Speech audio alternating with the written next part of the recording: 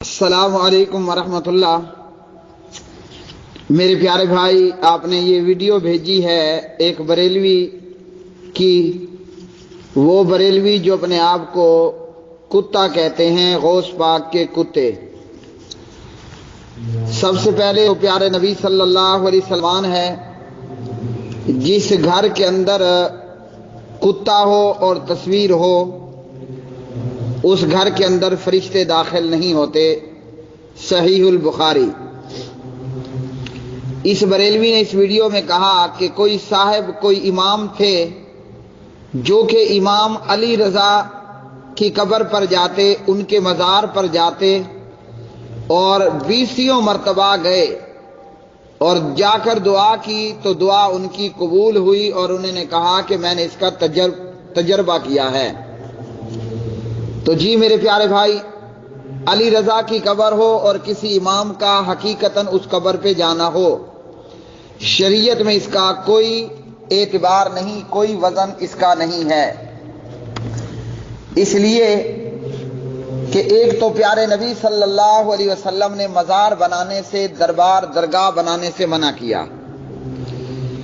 آپ صلی اللہ علیہ وسلم کا یہ فرمان صحیح مسلم میں اور ابو داود کے اندر، نہا رسول اللہ صلی اللہ علیہ وسلم ان یجسس القبر وان یبنى علیہ وان یقعد علیہ وان یکتب علیہ وغیر ذالک۔ پیارے نبی صلی اللہ علیہ وسلم نے قبر پختہ کرنے، قبر پر بیٹھنے، قبر پر عمارت تعمیر کرنے اور قبر پر لکھنے سے منع کیا۔ اس حدیث کی روشنی میں علی رضا کا یہ دربار دھڑام ہوا، زمین پر گر گیا، اس کی کوئی وقت، کوئی حیثیت نہیں ہے۔ اسی طرح بے شمار سندوں سے ایک روایت ہے، اور ہر روایت کے اندر پیارے نبی صلی اللہ علیہ وسلم نے فرمایا، مرسل روایات ہیں، لا تجعلوا قبری عیدن، میری قبر کو میلہ گاہ مت بنانا، اور دعا کی، اللہم لا تجعل قبری وثنا یعبد، میری قبر کو بت نہ بننے دینا اے اللہ کہ اس کی عبادت کی جائے۔ صحیح بخاری اور صحیح مسلم میں پیارے نبی صلی اللہ علیہ وسلم کی قبروں کے تعلق سے یہ حدیث اور یہ فرمان۔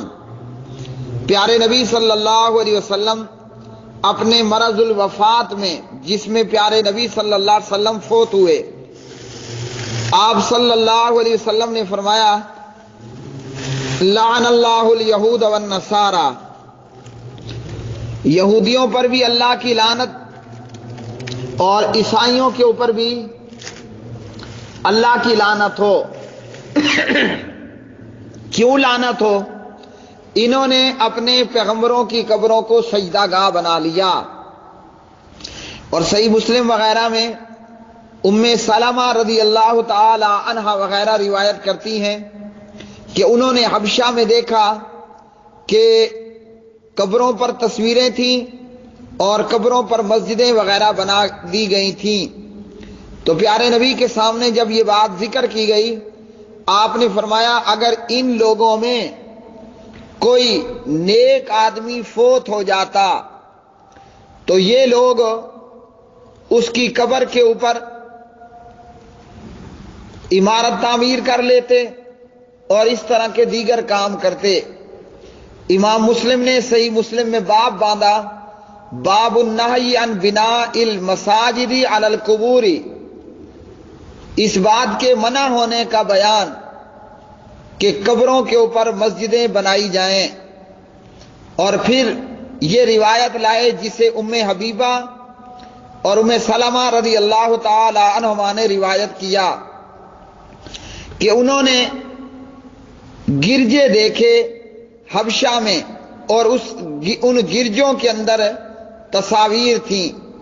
پیارے نبی فرماتے ہیں، ان اولئک اذا کان فیہم الرجل الصالح فمات بنوا علی قبرہ مسجدا وصوروا فیہ تلک الصور اولئک شرار الخلق عند اللہ یوم القیامہ۔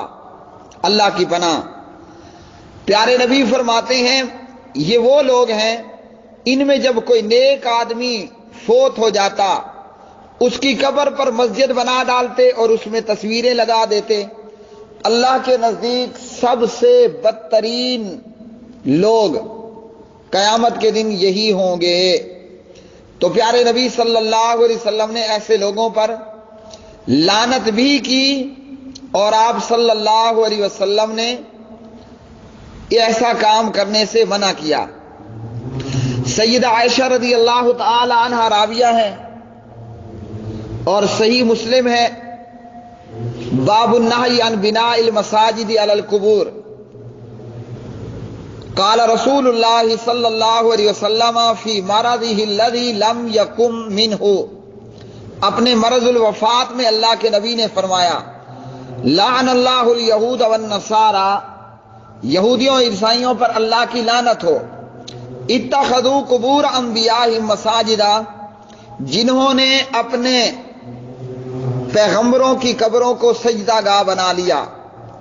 قالت، عائشہ فرماتی ہیں فلولا ذاک ابرز قبرہ غیر انہ خشی ان یتخذ مسجدا، اگر پیارے نبی صلی اللہ علیہ وسلم کی قبر کو سجدہ گاہ بنا لینے کا ڈر نہ ہوتا تو آپ کی قبر اوپن رکھی جاتی، عام قبرستان میں کھلے عام موجود ہوتی۔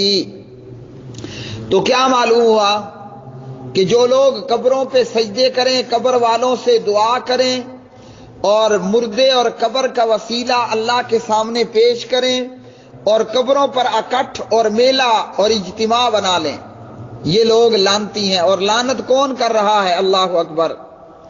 میرے پیارے بھائیوں، میں نے پڑھا، آپ بھی پڑھیے، پیارے نبی رحمت للعالمین صلی اللہ علیہ وسلم کا سفر طائف دیکھیے، مکہ والوں سے اللہ کے پاک نبی، مکہ والوں سے اللہ کے پاک نبی صلی اللہ علیہ وسلم نے جب کوئی آثار نہ دیکھے خیر اور بھلائی کے تو اللہ کے رسول طائف میں جاتے ہیں، طائف میں پہنچ کر ان کو دعوت دین دیتے ہیں۔ وہاں دعوت کو سننے اور ماننے کی بجائے انکار کیا جاتا ہے۔ اوباش بد چلن لڑکے پیارے نبی کے پیچھے چل پڑتے ہیں، آپ کو کنکر اور پتھر مارتے ہیں، اور اتنے پتھر اللہ کے رسول نے کھائے کہ آپ کا جسم مبارک جگہ جگہ سے زخمی ہو گیا۔ اس قدر پتھر کھانے کے باوجود اللہ کے ملائکہ آئے اور اجازت طلب کی کہ آپ حکم دیجئے، اشارہ کیجئے، ان پہاڑوں کے بیچ میں ان طائف والوں کو یوں پیس کے رکھ دیں جیسے گندم کے دانے چکی میں پیس دیے جاتے ہیں۔ آپ نے دعا کی اور اپنی کمزوری کا شکوہ اپنے رب سے کیا۔ پتھر کھا کھا کے بھی طائف والوں کے لیے زبان نبوت سے، زبان رحمت سے بد دعا کا ایک ادنا ترین جملہ بھی نہ نکلا۔ کائنات بھر میں ساری مخلوق میں، ساری مخلوق کے لیے نرم ترین دل رکھنے والا اور رحمت للعالمین کا لقب پانے والا اپنے مرض الوفات میں یہ فرما رہا ہے لعن اللہ الیہود والنصارى، اللہ کی لعنت یہودیوں اور عیسائیوں پر۔ تو جو قومیں انبیاء کی اولاد تھیں، یہودی کون ہیں، عیسائی کون ہیں؟ انبیاء کی اولادیں ہیں، اور ان کا یہ دعویٰ تھا کہ نحن ابناء اللہ، ہم تو اللہ کے بیٹے، اللہ کے بہت قریبی ہیں۔ جب پیغمبروں کی اولادوں پر رحمت للعالمین لعنت کریں تو یہ ہندوستان، پاکستان کے، شام اور عراق کے اور ایران کے قبر پوجا کرنے والے، ان پہ لعنت کیوں نہ ہوگی؟ بہت بڑی لعنت ہے۔ اس لیے ان مولوی صاحب کا یہ کہنا کہ علی رضا کی قبر پہ گئے اور وہاں سے دعا کی اور دعائیں قبول ہوئیں، صحیح مسلم میں اسی باب میں ابو ہریرہ رضی اللہ عنہ روایت کرتے ہیں قاتل اللہ الیہود اتخذوا قبور انبیائہم مساجدا، اللہ ہلاک کر ڈالے، برباد کر دے ان یہودیوں کو کہ جنہوں نے پیغمبروں کی قبروں کو سجدہ گاہ بنا لیا۔ تو میرے پیارے بھائی، قبروں پہ اکٹھا ہونا اور اس قسم کے تمام معاملات کرنا یہ حرام ہیں۔ صحیح مسلم ہی کے اندر اسی باب میں سیدہ عائشہ کی روایت ہے، اور عائشہ کے ساتھ عبداللہ بن عباس رضی اللہ عنہما بھی اس کے راوی ہیں۔ لما نزل برسول اللہ صلی اللہ علیہ وسلم تافیکا یطرح خمیسۃ لہ علی وجہہ فاذا اغتم کشفها عن وجہہ۔ پیارے نبی صلی اللہ علیہ وسلم اپنے آخری وقت میں شدت مرض کے اندر آپ کے چہرے مبارک پر قمیض پڑی ہوئی تھی، آپ صلی اللہ علیہ وسلم اپنے چہرے سے اسے دور کرتے اور کہتے لعنت اللہ علی الیہود والنصارى اتخذوا قبور انبیائہم مساجدا یحذر مثل ما صنعوا۔ یہودیوں اور عیسائیوں پر اللہ کی لعنت، پیغمبروں کی قبروں کو سجدہ گاہ بنا لیا۔ آپ اس کہنے سے ڈرایا کرتے تھے کہ جو عمل وہ کر رہے ہیں اس طرح تم نہ کرنا۔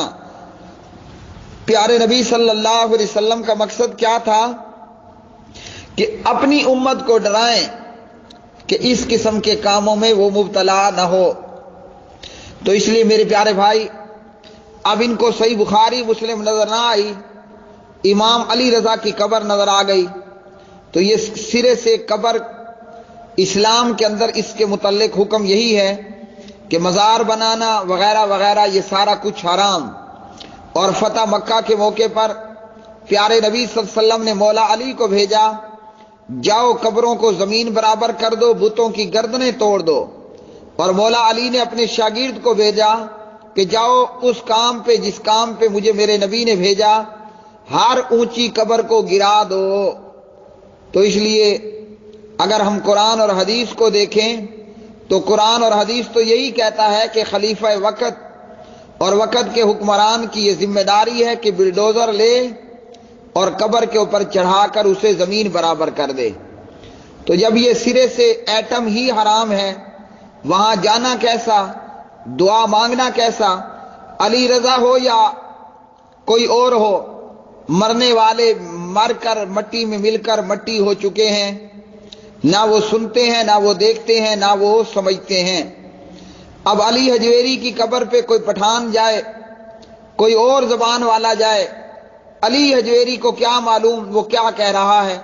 نہ علی حجویری اس کو سن سکتا ہے، اور اگر سن لے تو معلوم نہ ہوگا کہ پٹھان پشتوں میں دغا بغا کر کے کیا کہہ رہا ہے۔